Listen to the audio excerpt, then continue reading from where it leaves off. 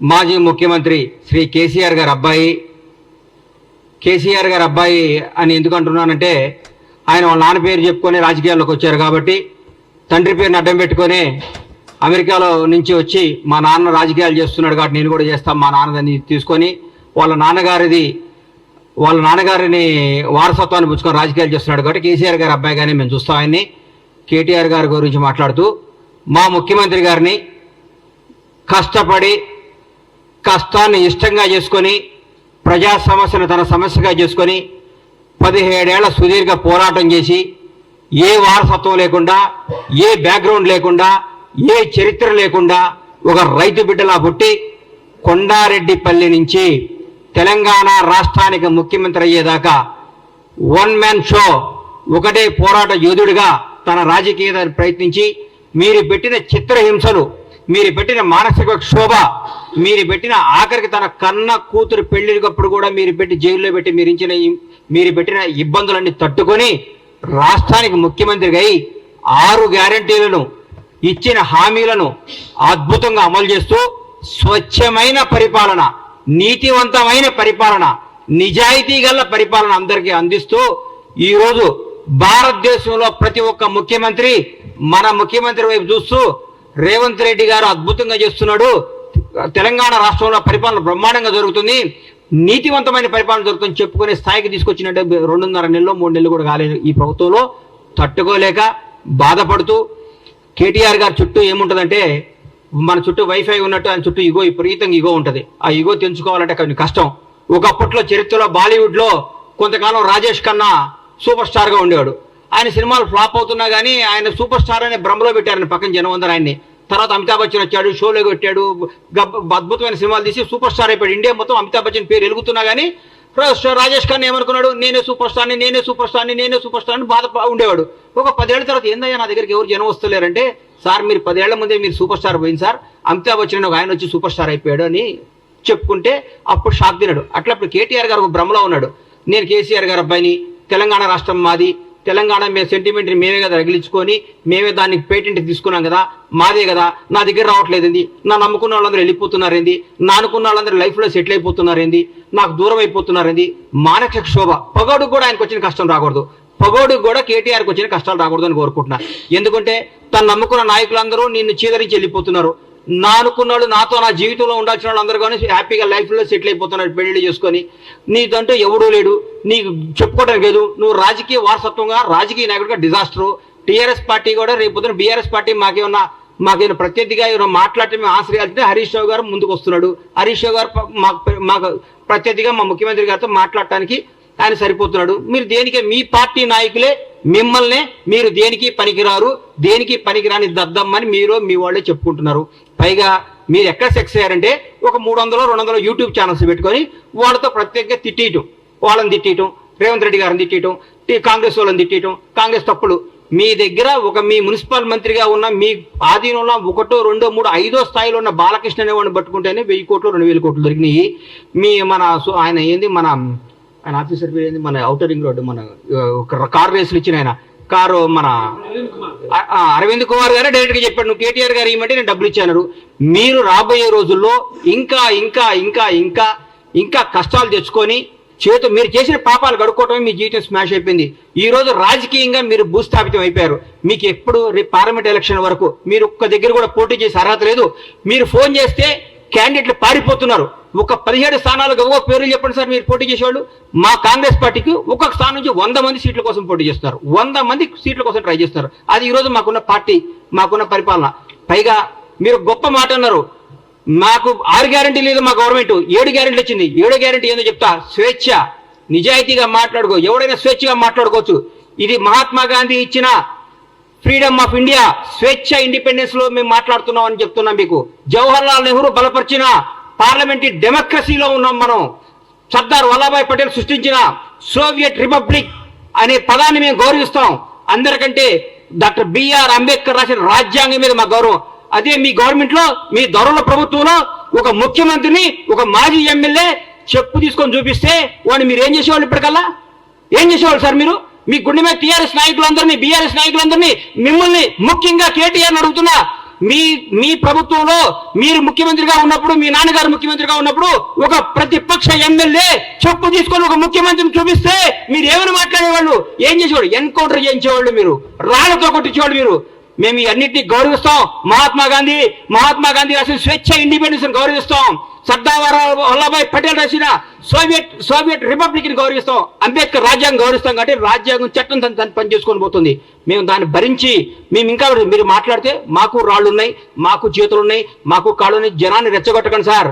మీరు అడ్డం పెట్టి మీ స్వార్థం కోసం జనాన్ని బలి తీసుకోవద్దు. తెలంగాణ యువతను అన్యాయం చేయకండి, తెలంగాణ ప్రజలను నాశనం చేయకండి. మీరు రెచ్చగొట్టే విధానం మారుకోండి, పోరాడండి, కష్టపడండి, ఎందుకు ఓడిపోయింది తెలుసుకోండి, మాట్లాడండి. కానీ ముఖ్యమంత్రి రేవంత్ రెడ్డి గారు ముఖ్యమంత్రి అయితే 30 సీట్లు కూడా వచ్చాయి కదా. మీరు ముఖ్యమంత్రి చేస్తారని భ్రమపడే 39 సీట్లు వచ్చినాయి. మమ్మల్ని భ్రమపడితేనే నిజంగా మీ నాన్నగారు మిమ్మల్ని అనౌన్స్ చేసి ఉంటే 3 సీట్లు కూడా వచ్చాయి. నువ్వు కూడా ఓడిపోయాడు కేటీఆర్ గారు, మీరు కూడా ఓడిపోయేవాళ్ళు సార్. మాకు ముఖ్యమంత్రి రేవంత్ రెడ్డి గారు ఊరికే రాలా, నాన్న పేరు చెప్పుకొని రాలా, వారసత్వంతో రాలేదు, వారసత్వం తెచ్చుకోలేదు. ఆయన పోరాడి తెచ్చుకున్నాడు సార్. ఆయన రాజ్యాంగ కాంగ్రెస్ పార్టీలో ఒక అభ్యర్థి 2 స్థానాల్లో పోటీ చేయడం మీరు విన్నారా? ఎక్కడో కర్ణాటకలో ఒకసారి సిద్ధరామయ్య గారు చేశారు ముఖ్యమంత్రిగా ఉండి. ఈరోజు తెలంగాణ రాష్ట్రంలో నాకు తెలిసి తెలంగాణ రాష్ట్రంలో ఒక పిసిసి ప్రెసిడెంట్ 2 స్థానాల్లో పోటీ చేస్తే ఆయన ముఖ్యమంత్రిగా ఉండి వేరే వాడవుతాడు కదా. 4 కోట్ల 5 కోట్ల ఈ 4 కోట్ల మంది తెలంగాణ ప్రజలు తెలిసి నిజం మీకు తెలవలేదంటే మీరు మానసికంగా ఎంత వెనకబడిపోయి ఉన్నారో నాకు అర్థమవుతుంది. తెలంగాణ ప్రజలు ఎవరు గెలిచినా టీఆర్ఎస్ పార్టీ గెలిస్తే కేటీఆర్ ముఖ్యమంత్రి అయితే అనేవాడు కాబట్టి మీరు ఓడిపోయారు. మీరు టీఆర్ఎస్ పార్టీ గెలిస్తే కేటీఆర్ ముఖ్యమంత్రి అయితే మాన్సింగ్ గారు సాక్షాత్తు భారత ప్రధాని నరేంద్ర మోడీ గారే చెప్పిన అందరికి వచ్చి మీ నాన్నగారు మిమ్మల్ని ముఖ్యమంత్రి చేస్తాను అడిగిందని. ఎలక్షన్ మనకు గెలిచింటే మిమ్మల్ని ముఖ్యమంత్రి చేసేవాడు కాబట్టి జనాన్ని మిమ్మల్ని తిరస్కరించారు. మాకు రేవంత్ రెడ్డి గారు ముఖ్యమంత్రి అవుతాడని ఆయన పీసీసీ పగ్గాలు చేపట్టినప్పుడే పీసీసీ ఆయన చేసుకున్న పోరాట పథకం చేస్తున్నాడే ఆయన అధిక ఎలక్షన్ పోయినప్పుడు మాకు రేవంత్ రెడ్డి గారు ముఖ్యమంత్రి అవుతాడు. తెలంగాణ ప్రజలందరికీ క్లారిటీ ఉంది. మీరు దయచేసి చెప్తున్నా, మీకు దయచేసి చెప్తున్నా, ఇకనన్నా మీరు మీ వాస్తవాలు తెలుసుకోండి.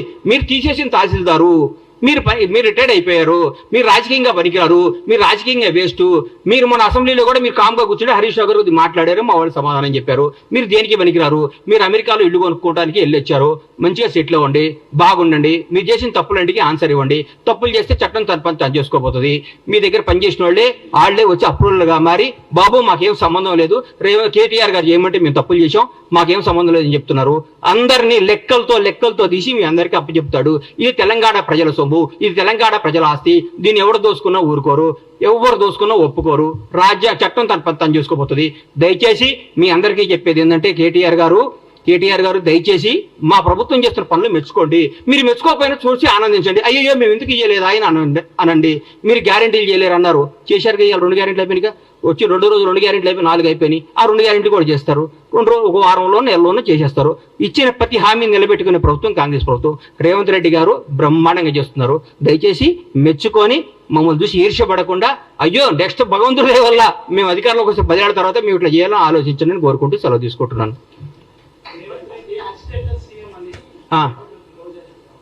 రోజా ఏం చెప్పారండి? రోజా గారి గురించి, రోజా డైమండ్ రాణి, ఆమె గురించి ఏం మాట్లాడతాం? ఆమెకు సీట్ వస్తుందో రాదో డౌటు. రోజా రేవంత్ రెడ్డి యాక్సిడెంటల్ సీఎం కాదు. ఆమె ఎవరి దగ్గర పనిచేస్తుంది? ఆయన యాక్సిడెంట్ సీఎం.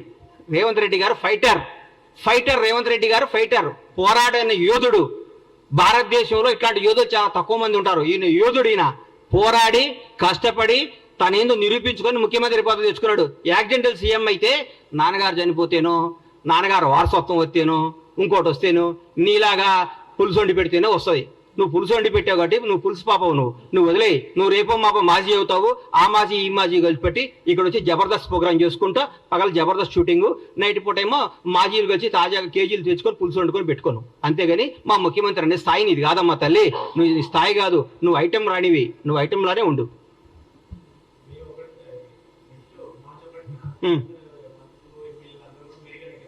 ఎందుకు? మేము పగలగొట్టిన మేడిగడ్డ ఎట్లా చూసుకోవడానిక, మేము దోసుకున్న మేడిగడ్డ ఎట్లా ఉందో చూసుకోవడానిక, మేము బీటీలు పాడిపోయిన మేడిగడ్డను చూసుకోవడానిక, అన్యాయం చేసిన కాళేశ్వరం చూసుకోవడానిక, అక్రమాలు చేసిన కాళేశ్వరంలో ఏమేమి తప్పులు ఎట్లొస్తాయో దీనికి ఎట్లా ఆన్సర్ ఇవ్వాలని వాళ్ళ ఎమ్మెల్యేలని వాళ్ళందరినీ తీసుకొని చూపించడానిక. పగిలిపోయింది కదా, పగిలిపోయిందా? మేము పగలగొట్టామా? మా ముఖ్యమంత్రి గారు, మా ఎమ్మెల్యేలు, మా మంత్రులపై పగలగొట్టి మీరు చూపించామా? మీరు కొట్టిన దాంట్లో పగిలిపోయింది. తప్పు ఒప్పుకోండి, దీన్ని బాగు చేయండి మా ప్రభుత్వం ముఖ్యమంత్రి గారిని కోరుకోండి. దాన్ని ఎట్లా రిపేర్ చేయాలో, దాన్ని ఎట్లా ఓవర్కమ్ కావాలో, దాని ప్రజలకు ఎట్లా న్యాయం చేయాలో ఆలోచిస్తున్నాం. కానీ మీరు మేడిగడ్డ చూస్తేంది? పగిలిన మేడిగడ్డ అతుక్కుంటుందా? ఎట్లా ఎదుగు చూడండి, తప్పేముంది? మొన్నే రమ్మన్నారుగా ముఖ్యమంత్రి గారు మిమ్మల్ని అందరినీ ప్రతి ఒక్కరిని ఆహ్వానించారు కదా. ఆ రోజు తప్పించుకొని ఈ రోజు వస్తా అంటే మీరు ఎప్పుడైనా రండి. ఎవరిని? సీఎం గారు రాష్ట్రానికి ముఖ్యమంత్రి, బీఆర్ఎస్ పార్టీలో ఆయన ఎంప్లాయ్ కాదు. బీఆర్ఎస్ వాళ్ళు ఈయన చెప్పినప్పుడు వాళ్ళు రావాలి.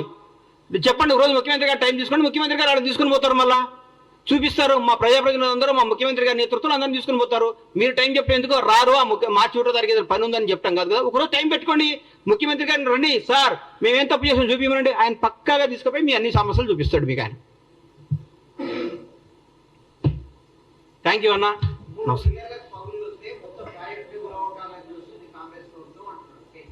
అన్నా ఒకటి గుర్తుపెట్టుకున్నా, ఒంట్లో ఒక ఏళ్ళకు షుగర్ వస్తే కాలు తీసేయరు, ఆ ఏళ్ళు తీసేస్తారు. ప్రాజెక్ట్ ఏం కూలగొట్టాలని చూడలేదు, దాన్ని రిపేర్ చేస్తే ఆ ఏళ్ళు తీసేస్తే పెరగకుండా చూస్తున్నారు. ఆ 3 పిల్లలతో బాగవుతుందని, 3 పిల్లలు బాగు చేస్తే బాగవుతున్నాను రాసిమనండి.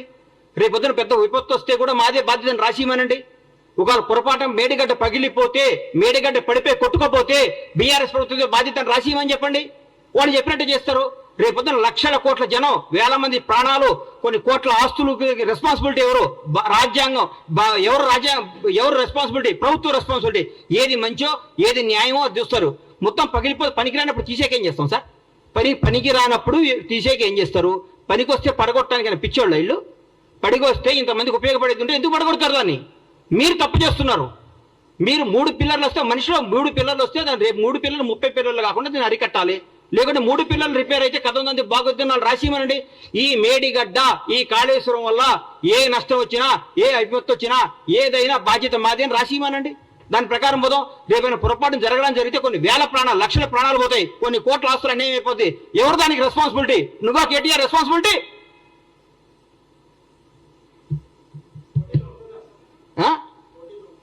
మా ముఖ్యమంత్రి గారు ఏం చెప్తే అది, మా పార్టీ ఏది ఆశిస్తుంది. నేను రేవంత్ రెడ్డి గారు ముఖ్యమంత్రి అవడం, కాంగ్రెస్ పార్టీ అధికారం అవడంలో చాలా హ్యాపీగా ఉన్నా. మా పార్టీ ఏది ఇస్తే అది, కార్యకర్తగా సంతోషంగా ఉన్నా. రాబోయే 10 ఏళ్ళు కాంగ్రెస్ పార్టీ అధికారంలో ఉండాలని నేను చూసుకుంటున్నా. కాంగ్రెస్ పార్టీ అధికారంలో ఉంటుందని ఆశపడుతున్నా. బ్రహ్మాండంగా ఉంటుంది, బ్రహ్మాండంగా చేస్తానని మీ అందరికీ హామీ ఇస్తున్నా.